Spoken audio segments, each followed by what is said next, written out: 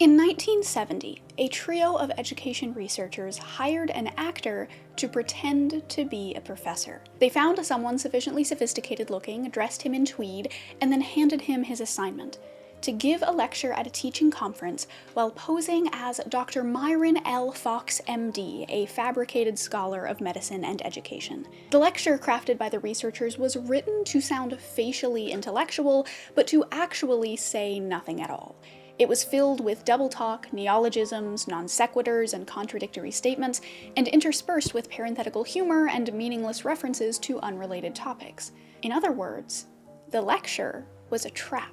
The three researchers, Naftulin, Ware, and Donnelly, wanted to see whether or not an audience of experts would be able to tell that a bullshit lecture was, in fact, bullshit. And they hypothesized that if the lecture were entertaining enough, with a charismatic enough lecturer, hence why they hired an experienced actor, the answer would be no. So they ran their experiment. Dr. Fox gave his lecture on mathematical game theory as applied to physician education, speaking in a lively manner, employing advanced vocabulary across complicated sentences, letting his speech meander and loop back on itself, his language tangling into a conceptual knot, just as they had planned. When the lecture was over, the researchers gathered feedback from the audience, and the data was clear. The trap had worked.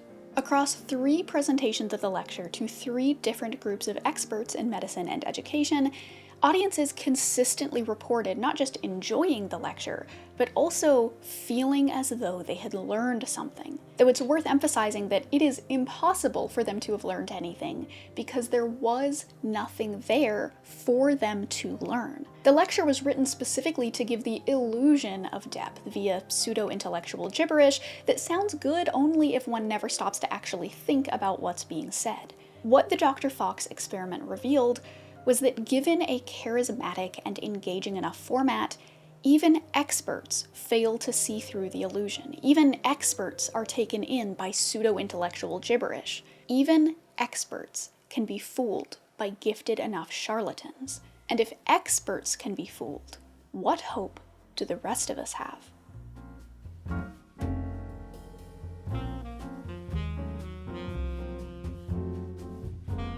In 2024, Jordan Peterson launched the Peterson Academy. It was not, nor has it ever been, an accredited institution of higher learning. In defiance of this fact, Peterson marketed the Academy as something of a school, claiming that he built it to compete with colleges and universities. Peterson Academy, he argues, can give students a real education, devoid of ideology or any of the toxic woke mind virus that is allegedly spreading across campuses today. It became impossible for me to work in a university. And so I thought, fine, I'll go build my own university. At the typical state university, 10% of the courses are of high quality. What, in your mind, constitutes low quality? Dull, ideologically addled, taught by people who don't know how to teach. Peterson Academy, if you want an actual education, join up. As the splash screen proudly tells us, at Peterson Academy, you learn how to think, not what to think.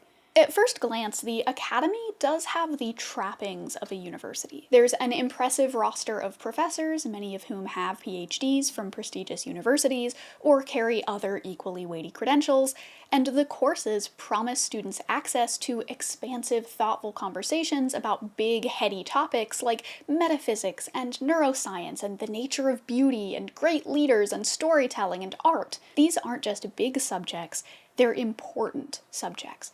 And you know they're important because each course gets its own cinematic trailer with sweeping orchestral scores and AI approximations of academic illustrations, where the professors humbly describe their lecture series, often concluding that their course will answer life's biggest questions or unlock something deep within the student that was heretofore inaccessible.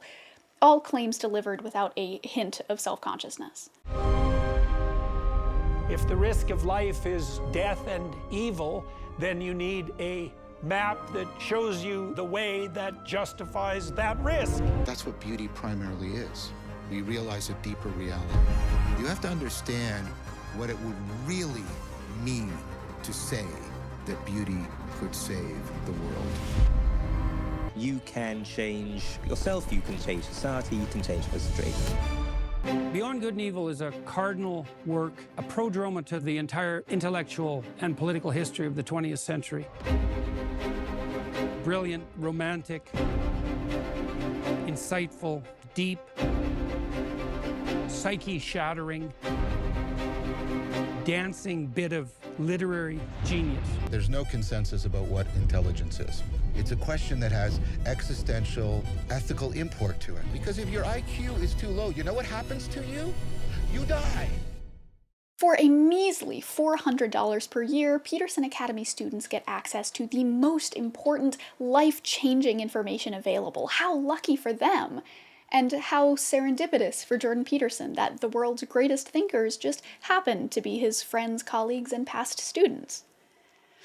Jordan Peterson is, of course, the fulcrum of the entire endeavor. He is the main event. Just ask any of the Academy's members, past or present, and they'll admit to it. Jordan Peterson is the reason they shell out hundreds or thousands of dollars for what is effectively a slickly edited YouTube channel. They join because they want access to the teachings of the Father, tens of hours of lectures by the Jordan Peterson, all his greatest hits all in one place. They join because to be a part of his organization is to be one step closer, one degree of separation fewer from him. Interestingly, the Academy plays coy with this fact. Though the organization bears his name, there is little otherwise to indicate the importance of the man himself. It is Peterson Academy, yes, but Jordan Peterson, psychology professor, is simply one professor among many. His presence is treated almost as incidental. His courses aren't uniquely highlighted on the website, and though he does appear first on the faculty list, there's no indication that this is his creation, that he is the founder, the figurehead. It's as if they're afraid of leaning too readily on Peterson's renown, afraid of being seen as too eager to ride the coattails of his public intellectual status, because to do so would be to admit what all of us already know. Everyone is just there for Peterson, but the Academy has to pretend it's not the case because that would give up the game. To admit that the whole endeavor hinges on the fleeting internet fame of one man would be to admit that this school is, in fact, not a real school. They can't take advantage of Peterson's marketability because that's not what schools do. That's what media companies and content creators do, and they're not a media company or a group of content creators. They are an academy. Everything the Peterson Academy does works toward this end, the creation of the fiction of an academy, which they project onto reality and hope you won't notice the difference. Here in reality, the Academy is simply a media production organization with a social media feature tacked onto it. Their closest taxonomic relative is MasterClass. Users pay a subscription fee to have access to engaging, well-edited lectures delivered by charismatic presenters with some presumed level of competence. In the projected illusion of Peterson Academy, however, they are not an alternative to MasterClass, they're an alternative to actual universities, so they forego the language and conventions of media organizations and instead adopt the language and conventions of academia. Rather than having presenters who give lessons for a subscription fee, Peterson Academy has faculty and offers courses and charges tuition. You don't sign up, you enroll. You don't use their social media feed, you socialize on the quad. Peterson Academy has a seal like a real university. They have a mascot like a real university. They sell t-shirts with their logo on them like a real university. But just as Dr. Myron Fox, MD, did not become a real professor by donning thick-rimmed glasses and talking about game theory, neither has Peterson Academy become a real school by calling its videos lectures and giving users entirely optional AI-generated 10-question quizzes after each one. The differences between Peterson Academy and anything approximating a real educational institution are numerous, as has been discussed at length by Cass Arris, who has a much higher bullshit threshold than I do. She and others have written extensively about how the Academy falls short of Peterson's lofty claims of parity with real universities. Peterson Academy is not accredited, it does not offer certification, there is no scaffolding of course content, there are no exams or grades, no meaningful assessment of student work at all, in fact there is no student work to be assessed in the first place, And though the instructors do usually possess qualifications, those qualifications are sometimes unrelated to the courses they're teaching. That's also to say nothing of the shallowness of the lessons themselves or the gratuitous spelling and grammar mistakes in their graphics. Many Peterson Academy defenders will argue that we shouldn't judge the organization based on how closely it resembles a traditional university, because regardless of what Peterson himself has stated, it's not actually trying to be one. Sure, they say, it's not accredited and we don't have exams, but those things are probably coming in the future. And anyway, in the meantime, this is still just a great educational resource. On some level, they're right. It would be silly to judge the Academy for failing to be a university if it's not actually selling itself as a university. Even though they are wearing the skin of a university, they do openly admit that they're unaccredited, and as far as I can tell, they've never claimed to confer degrees. The problem isn't that the Academy fails at being a university. The problem is that the Academy fails at what it's actually trying to do, too. The challenge of evaluating Peterson Academy's educational effectiveness is much like the challenge of evaluating the educational effectiveness of actual educators, and it hinges on one question. How do you know when people have learned things? Learning is a famously challenging thing to measure, and it becomes infinitely harder when, like in the case of Peterson Academy, there are no assessments. And no, I am not counting the quizzes as assessments. They are poorly designed, and 10 multiple choice questions at the end of each lecture is laughable. In fact, if you would like to see firsthand just how bad these quizzes really are, I recorded myself going through one of these so-called assessments in real time in a video that is available exclusively on Patreon. Links in the description for that. This is so bad! This is not, you should not, oh my word, you should not be learning how to write from this. This is actually not just like wrong and bad information, it's like actively harmful to your writing. Oh my, this is... This is so wild. Assessments doesn't always mean just tests or exams, but can also include essays, projects, and even informal data like discussion and participation. In many ways, teachers are constantly assessing students based on what may appear as vibes, but is actually a constant stream of information being filtered through years of training and experience. Of course, all those kinds of assessment are predicated on some amount of student-teacher interaction, either through student work or through teacher observations, neither of which are implemented at Peterson Academy. That's not to say that there is absolutely no assessment at Peterson Academy. Even discounting their mind-numbingly useless quizzes, there are two forms of assessment in use. One is a measure of the amount of time you've spent on each course, which for obvious reasons, is not a good measure of learning, and the other, upon which it seems the entire academic value proposition of Peterson Academy is based, is student self-assessment. In other words, the feeling of learning. In comments on lessons, in posts on the quad, in blogs and vlogs, students are constantly raving about how much they're learning. But are they actually learning? At Peterson Academy, students are provided with engaging, well-edited lectures covering topics with breadth, though little depth, which they can watch at their own pace, even binging if they want to, and for which any supplemental work, such as discussion with other students, is entirely voluntary and ungraded.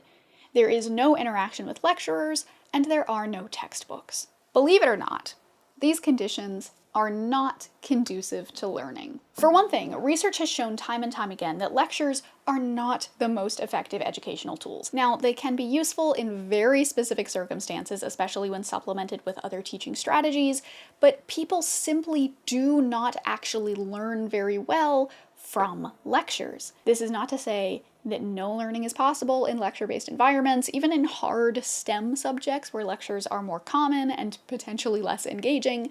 They make up just one part of the whole educational landscape. There are tests and homework questions and labs and office hours and TAs and study groups and a dozen other elements that offset some of the downsides of the passive lecture model. Peterson Academy, though, has none of these. The relative ineffectiveness of lectures comes from the fact that, cognitively speaking, lectures are easy, especially if the lecturer is engaging and entertaining and strings us along with a good story, making ideas feel inevitable and weighty one after another in satisfying if choreographed mental leaps. The problem is that there are reams of pedagogy studies showing that learning happens with effort. The more effort your brain has to put in, the more you learn. But the inverse is also true. The easier, smoother, and more attractive something is, the less you're probably learning. This includes what's called instructor fluency, which is essentially how engaging and put together a teacher appears to students. Instructors who speak well and are animated and organized and passionate and engaging make you feel like you're learning. But studies have found that those have no bearing on actual learning. Unfortunately for us, our stubborn human brains tend to get things backwards because they are lazy little creatures who want to do as little work as possible. They trick us into thinking that learning, because it is hard, feels bad. And lectures, which are easy though not actually conducive to learning, feel good. Regardless of the protestations of our lazy brains, though, easy is, in fact, not better, and is actually in many cases worse because it can convince us that what is good for us isn't. As one study explained, when students experience the increased cognitive effort associated with active learning, they initially take that effort to signify poorer learning. In other words, we can't trust our brains to actually know when we're learning and when we're not. So not only does Peterson Academy rely on lectures, which aren't very effective, and employ flashy editing and engaging speakers whose fluency has no effect on learning but can actually backfire and trick us into thinking that we're learning when we're not, but their content model is also conducive to binge watching, which studies have also shown is actively detrimental to retaining information. It's almost like Peterson Academy was created in a lab with the explicit goal of being as attractive as possible while also being entirely educationally bankrupt. Still, all of this indicates only that Peterson Academy students aren't good judges of their own learning and that the environment isn't set up for that learning in the first place. To determine actual levels of learning, there would have to be some sort of assessment, which, again, would be sort of a long shot to try to implement as the Academy currently stands. That so many students believe they're learning when they're not isn't surprising, but it does echo a broader trend I've noticed in educational spaces on the internet. No one seems to know what learning is. It seems like most people think education and learning are just about the passive consumption of information, reading books and listening to lectures and watching videos. Education equals information equals content, so the more content you let wash over you, the more information gets absorbed by your hungry little brain, the more education you've received. This may feel like learning, and indeed on some level it is a necessary step toward learning, but learning is a participatory activity, not a passive one. And most importantly, it requires friction. If there is no friction, there is no learning. Peterson Academy's classes may be on a basic level technically educational. Information is being presented, knowledge is being transferred, but they are not an education, and suggesting otherwise is either ignorant or dishonest. Jordan Peterson is either ignorant of basic pedagogy or he's operating dishonestly and knows the Academy isn't actually providing what he claims it is. What he's done with this Academy is created a series of well-edited 8-hour-long TED Talks and then turned around and sold them as university lectures, if not entire full-blown university courses. It is snake oil at best and theft at worst. But the students, bless their hearts, don't care. They're not here because of what Peterson Academy actually provides them. They're not here because they're actually learning. They're here because it feels like they're learning. And as the research shows us, most people can't tell the difference. The administrators of Peterson Academy know this. I would wager, in fact, that they're betting on it.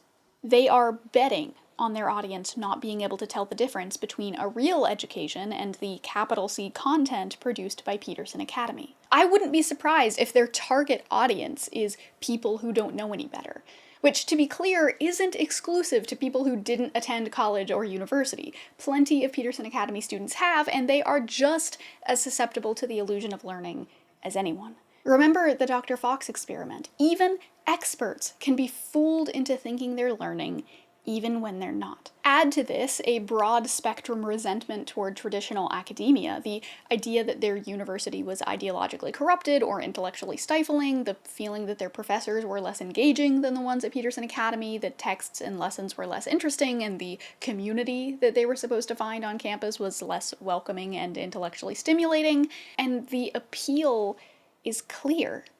Peterson Academy offers students the feeling of attending university with none of the challenge. They won't have to read any of the books they didn't like or attend class at specific hours, but they'll still get to feel like they're learning.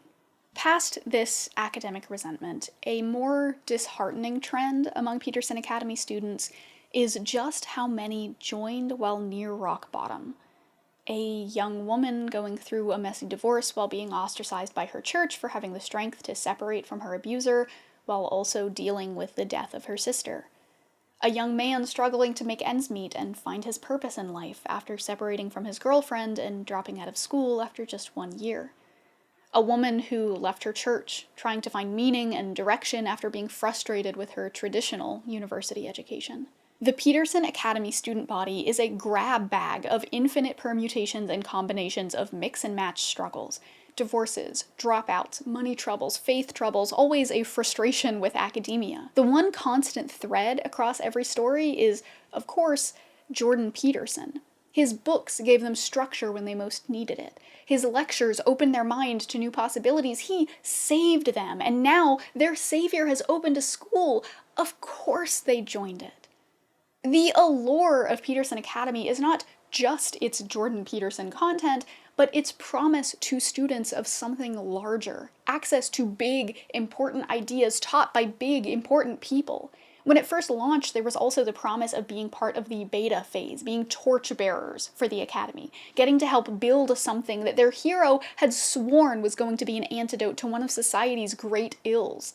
All of this, plus the acknowledgement of their academic resentment and the self-help scaffolding of the whole endeavor, offering them a way out of whatever miasma they're stuck in, is then wrapped in the pomp and circumstance of academia, but not academia as it exists in reality, all messy and bureaucratic and ultimately banal. No, Peterson Academy uses a Hollywood simulacra of academia, the aesthetic, the idea of academia, to sell its product to students. What matters is not the accuracy of their performance, but how it feels. As long as Peterson Academy feels like a real education, students will keep paying for it. Peterson Academy is not a school. It is a business that sells the feeling of going to school. It's the academic equivalent of a Renaissance Festival. It's not an accurate recreation of medieval life, to be sure, but it looks just like the movies, and that's close enough for you. Students, for the most part, are either ignorant of this or more likely willing to play along with the charade. They know they won't be receiving a diploma, but they're happy to pay tuition anyway because it's part of the act. Peterson Academy performs the part of a real school, and their customers perform the part of real students, and the show goes on. And I use this metaphor literally. Students can apply, as for a casting call, to be chosen to sit in on a lecture while it's being taped, literally acting as students on film. This part, too, prioritizes aesthetics over realism, since, unlike in a real school, none of these students get desks to take notes during the lecture. Because remember, they're not there to learn, they're there to look like Peterson Academy's idea of college students, a detail that clumsily rattles any suspension of disbelief. But as long as the school keeps up the performance, the students won't try to peer behind the curtain and trigger a sort of mutually assured shattering of disbelief and ruin the fun for everyone. Some students have come up against these boundaries, unwittingly becoming sacrificial test dummies thrown at the fence to see how high the voltage is. In the first months after launch, there were a few one-off expulsions, such as of one user affectionately referred to as all caps Kevin, but otherwise, the organization took a hands-off approach with the social feed. Real universities don't aggressively police student interaction, after all. The Academy and its users maintained this fiction until early 2025, when several students were expelled all at once for seemingly no reason. There are many versions of the big expulsion story, and I promise none of the specifics matter enough to recount here. All you need to know is that from late 2024 through the first few days of 2025, a handful of students engaged in some light teasing of Academy administrators on the social media page in the wake of an unexpected price hike. Behavior that students believed fell within normal free speech guidelines. It came as a surprise then when, with no warning at all, they were kicked from the platform. What's important to note, though, is that in early 2025, Peterson Academy did not have a code of conduct. It did, however, have a terms of service agreement, which included a clause about being able to terminate user accounts for any reason at any time. Still, the ex-students were furious about being kicked from the platform. Isn't this a college campus where people can learn maturity while making some possibly silly mistakes as they go along, as students often do at a real college? One asked. The answer is that, of course, it's not a college campus. It was just pretending to be one. But these users had gotten caught up in the act, believed it for just long enough to get shocked. They thought they were still playing the part of students, and students have rights, don't they?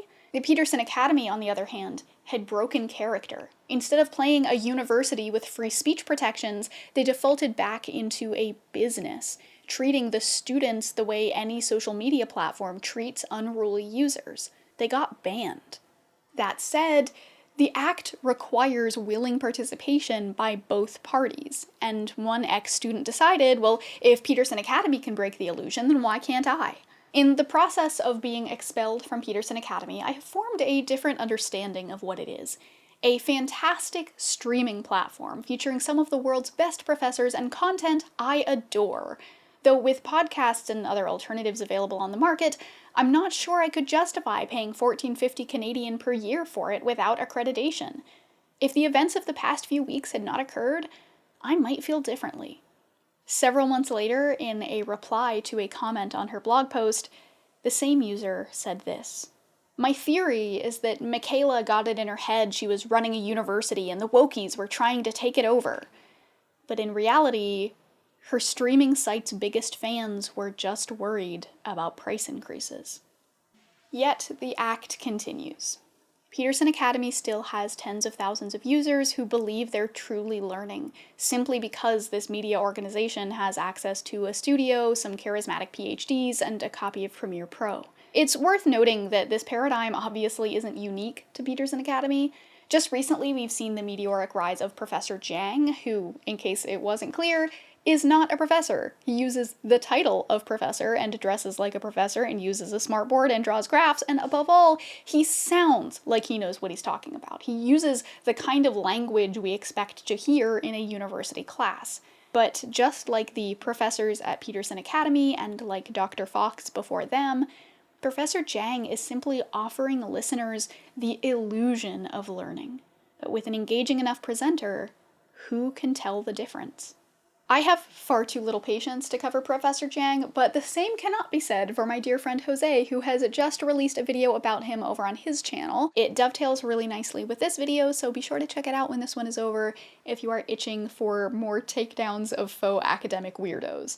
It's also worth noting that, as I'm sure some people in the comments have already pointed out, Peterson Academy's lectures are strikingly similar to what I do, what I'm doing right now, in fact. There are some important differences between Peterson Academy and Zoe B. For one thing, I'm not pretending that my work is a valid replacement for actual college courses, but it would be dishonest to imply that my work is somehow the one exception to well-established pedagogical principles. For all intents and purposes, I'm making the same thing as Peterson Academy. I am just a person with some presumed level of competence and a few years in the field talking at you about big ideas. The most I can do here is offer you a few ideas to get you started and then point you at some resources that can help you to facilitate your own friction. I can't do that work for you. I can just put some links in the description. Unlike Peterson Academy, though, at least I'm willing to be honest about that. At the end of the day, Peterson Academy delivers aesthetics over rigor, the proverbial style over substance. But that's the point. It's not a bug, it's a feature. The whole endeavor is an exercise in illusion, an act. This school, just like Jordan Peterson's other ventures, was conceived to make money. Education, unfortunately, is a hard thing to sell because real learning requires friction, and friction is uncomfortable, so it makes for a very bad product.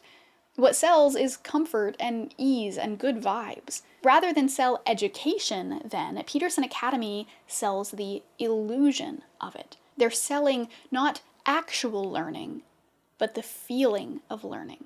If you want to, capital L, learn about big ideas like metaphysics and neuroscience and storytelling and psychology, it's going to take years of hard work, not 8 hours of watching videos. Watching videos is a good way to get introduced to ideas and acquire information, and yes, learning begins with being introduced to ideas and acquiring information, but these are necessary conditions, not sufficient ones. If you want to learn things deeply, retain what you've learned, build upon it, or heaven forbid, actually do something with it, that requires sustained practice over time, direct guidance, or at least feedback, and most importantly, opportunities for failure.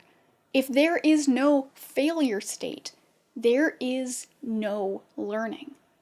Unfortunately, failure is uncomfortable and discomfort doesn't sell. Peterson Academy, like many actual institutions of higher learning trying to exist under neoliberalism, is learning the hard way, that you can either push people to actually learn things, or you can make a good product that sells. You can't do both. Thank you for sticking around until the end of the video. If you enjoyed it, then be sure to like and subscribe for more, and if you want to help support what I do, then consider joining my Patreon at patreon.com/Zoe_B, where you can get early access to videos, get your name in the credits, or have one of my end of video poems dedicated to you. This video was made possible by all of these folks whose names you see here on one of these sides, along with Justin Lowry, Hugh Sophia, Shep Alderson, Megan Lowndes, and Ryan Boren. Thank you all so very much. But with that, it is time for the patron poem of the video. For Concilium, here is Queen Snake. She was on her way out when I saw her. A strike through on the sand, ink dashed across a wrinkled page, bleeding forward and erasing herself as she meandered, pressing through a pool of sun toward the edge of the trees. They're called king snakes because they eat other snakes, like the vine-thin garter with its vertical stripes, or the shovel-faced hognose burrowed under the sand, or even the viper-fanged copperhead, venom and all. I tried to count her stripes, lines of white against the smooth blackness, iridescent like an oil slick, wet and untouchable, her face dappled like a turtle shell. But she didn't stop to be measured. She had places to go, snakes to eat. And until next time, stay safe, stay warm, and I'll see y'all again soon, I hope. Bye, folks. So there are 90 courses, right? Like last time that I measured, there are 90 courses on this site. Most of them are taught by mostly old, mostly white men. There are 2 courses of these 90 with women co-teachers. There is 1 single course independently taught by a woman. And that course is on sex and birth control.